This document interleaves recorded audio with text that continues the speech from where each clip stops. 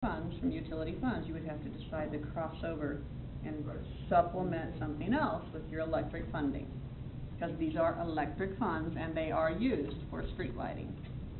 So that's the one piece that you might, when you talk about taking that money and doing roads, what you're saying indirectly is you want to transfer from electric to the general fund Right. to use it for roads. And you can. That's how it works, and that's okay. Well, that's a great piece of the discussion, because that's a piece that's left out in the presentation. You know, we talk about the money and where it's gonna come, but we don't talk about the funding sources and where it's gonna go. And if it is a transfer of funds, I mean, then that is a different scenario, but even then, perhaps that's something when we have all the utilities under one roof, and a utilities director, part of an energy manager, those funds can be reassociated for the grand infrastructure needs. I don't know if that's the case or not.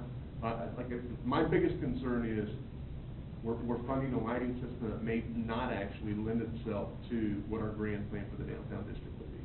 Okay. When I look at that specific project, and I hate to get that detailed with it, but that's the one I keep looking at and saying, those dollars, we may not be ready for yet. Okay, real quick. Christie, I know, had a follow-up to some of your earlier questions. Steve did, and I heard Larry. You guys all make very distinct sounding noises. So I think I had the order right. So Christie.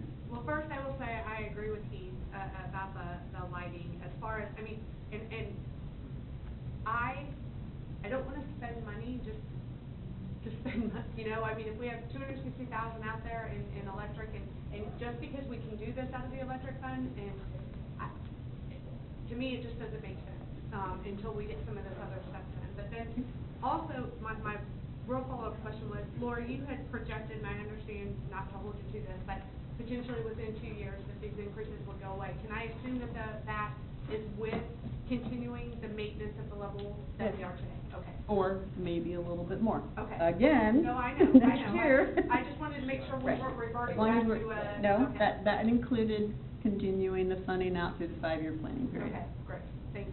Steve? But it doesn't include CIP. It does not include, I will tell you that I built the budget including the CIP things that you haven't seen yet. Yes. But most of them do not impact 2015. So they're out there and for future discussion. It wasn't really part of tonight's presentation, but I did include placeholders in the budget. We've identified well over $6 million in projects that need to be funded, Right. and we don't have a funding source as of right. You have the ability to pay, you have capacity, which we will discuss Yes. at the next meeting. You do have Okay, capacity. all right. Okay.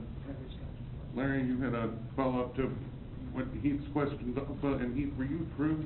I have one more item now. Okay, well, let Larry ask his follow-up questions, and then we'll go back to you, and then we'll come back to you. Did the lighting portion of what Heath was talking about, did that come from us, or was that discussed? I mean, I remember It was general. discussed at June 2nd. But I mean, we talked about downtown enhancement and improvements, but we Mhm. didn't specifically talk about lighting. No, we did. It was in the June 2nd It wasn't presentation. a priority, I mean, I don't think it was But prioritized for the time. did we say that was a big, that was sort of more from staff, is that right? That wasn't, that was presented by City Administrator Harrison Lee Okay. with a discussion regarding how there's studies showing that lighting does impact downtown revitalization. But it was, when you said it's a priority, only the ones with gold stars were priorities, so that one didn't have a gold star. Okay. And, yeah, and actually, she can hold forth on downtown lighting. So if you have questions, ask her all of them.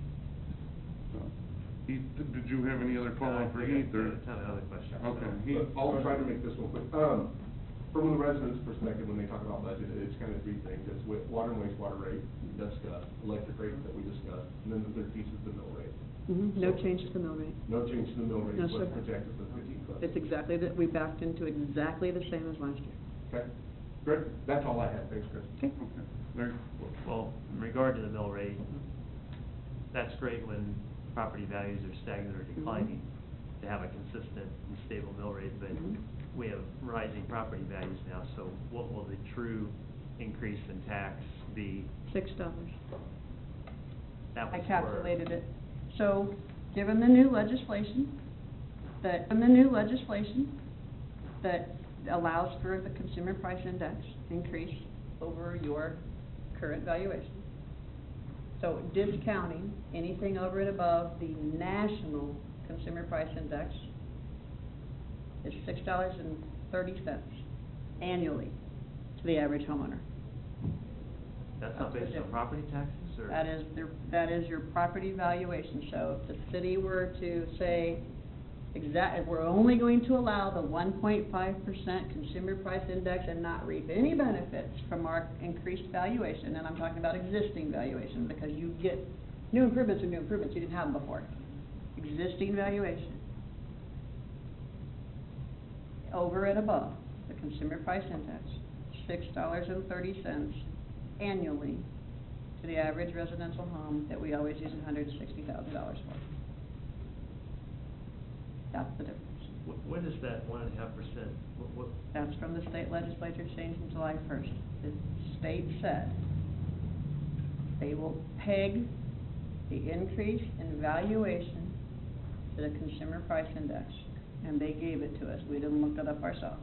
1.5% for this year. So even if property values go up more than that in Gardner, there's no way you can increase the budget? No, yes, there is. They're saying, yes, we will allow you to increase you are allowed to do anything you want at the local government level. You just have to acknowledge that it's over and above the consumer price index, and you have to pass the budget by vote anyway.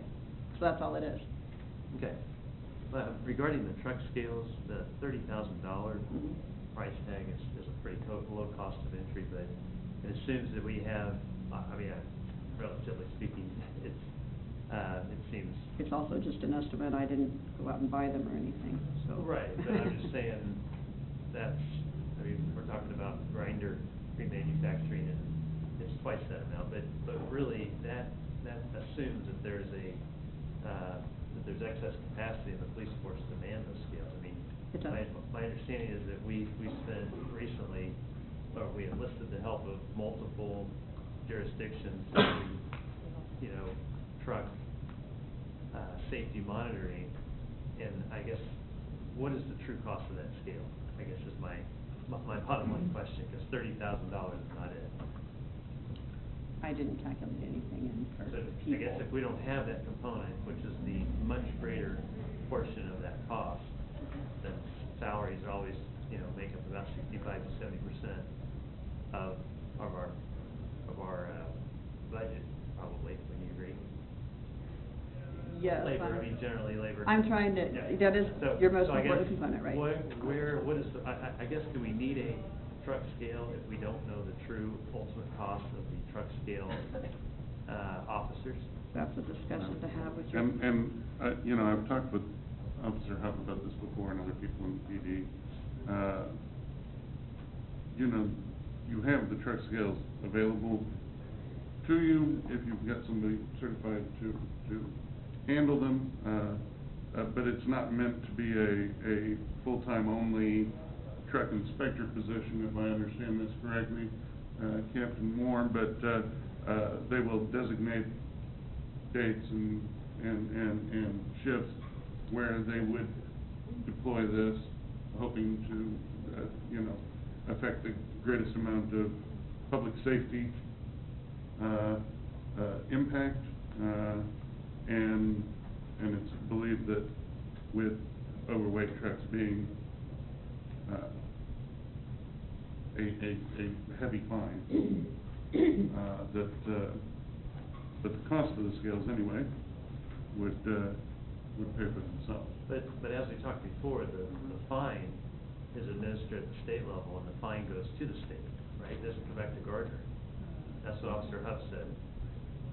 That money will, and it's also up to the decision of the state, whatever authority that is, whether they're going to assess the fine. So, this is gonna cost money, in my opinion, because you're gonna have officers that are pulled out of other things that we already believe are critical needs. Yeah, I think that the argument for the scales is a little more of a deterrent value. Absolutely. Trying to keep the trucks from even attempting to come through the town with overweight loads by having that deterrent out there. But you're correct, Larry, there is a net cash drain. It's not, I don't think that any fines are gonna be making up for the cost. I'm glad that you mentioned it, Larry, Christie mentioned it, Steve mentioned it, and you are correct. On the flip side, we've spent a lot of time and effort rerouting how truck traffic